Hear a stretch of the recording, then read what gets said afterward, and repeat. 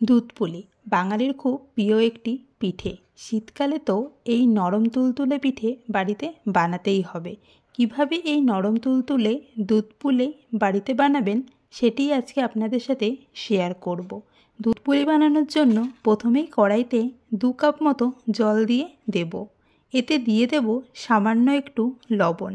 জল যখন ফুটতে শুরু করবে তখন এখান থেকে কিছুটা গরম জল তুলে একটি কাপে রেখে দেব। এবার এই জলের মধ্যেই 1 বাটি চালের গুঁড়ো দিয়ে দেব। আমি এখানে আতপ চালের গুঁড়ো নিয়েছি। জলের সাথে চালের গুঁড়ো মিশিয়ে নেব। যে জলটা তুলে রেখেছিলাম সেটা এখানে অল্প অল্প করে দিয়ে মিশিয়ে নেব। আগে থেকে বেশি জল দিলে এখানে চালের গুঁড়ো পাতলা হয়ে যাবে। হালকাভাবে মিশিয়ে গ্যাস বন্ধ করে দেব। তারপর খুব ভালোভাবে মেখে নেব। এটি গরম থাকতে থাকতেই মাখতে হবে, না হলে শক্ত হয়ে যাবে। আপনারা দেখতেই পাচ্ছেন চালের গুঁড়োটা মেখে নিয়েছি। এই পর্যন্ত আমরা তো সবাই এইভাবেই দুধ পুলি করে থাকি, কিন্তু এবার একটু আলাদা পদ্ধতিতে করব, যার কারণে আমাদের দুধ পুলি হবে একদম নরম তুলতুলে। এটাকে আমি 3 খণ্ডে ভাগ করে নেব।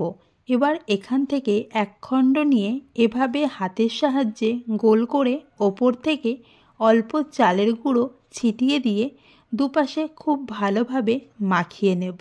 তারপর রুটি বেলার মতো করে বেলে নেব। আপনারা যেভাবে পাতলা পাতলা করে রুটি বেলে থাকেন ঠিক একইভাবে এখানে রুটিটা খুব ভালোভাবে বেলে নিয়েছি। এরপর একটি স্টিলের গ্লাসের সাহায্যে এইভাবে গোল গোল করে কেটে নেব। এরপর বাকিটুকু সরিয়ে নিয়ে গোল করে রেখে দেব। আবার একই পদ্ধতিতে বেলে এইভাবেই কেটে নেব। এরপর একটি লেচি নিয়ে 1 চামচ ক্ষীর এখানে দিয়ে দেব। আমি এখানে বাড়িতেই বানানো ক্ষীর নিয়েছি। আপনারা বাজার থেকেও কিনে আনতে পারেন। আবার ক্ষীরের বদলে আপনারা এখানে নারকেলও ব্যবহার করতে পারেন। তবে ক্ষীর দিলে এই দুধ পুলির টেস্ট অনেক গুণ বেড়ে যায়। এরপর খুব ভালোভাবে মুখটা আটকে দেব এবং সাইডটাতে এইভাবে ডিজাইন করে দেব। আপনারা আপনাদের পছন্দ মতো ডিজাইন করতে পারেন।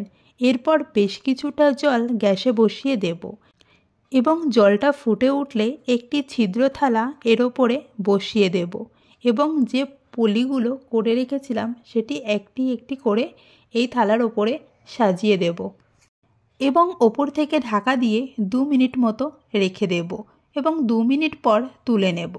এরপর কড়াইতে দুধ দিয়ে দেব। দুধটা ফুটে উঠলে এর মধ্যে গুড় দিয়ে গুড়টা মিশিয়ে নেব।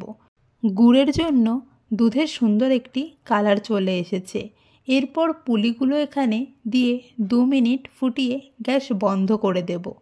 এভাবেই একবার ক্ষীরের দুধ পুলি বানিয়ে দেখবেন, অবশ্যই ভালো লাগবে। তাহলে কমেন্ট করে জানাবেন রেসিপিটি কেমন লাগলো। দেখা হচ্ছে নতুন কোনো ভিডিওতে নতুন কোনো রেসিপি নিয়ে।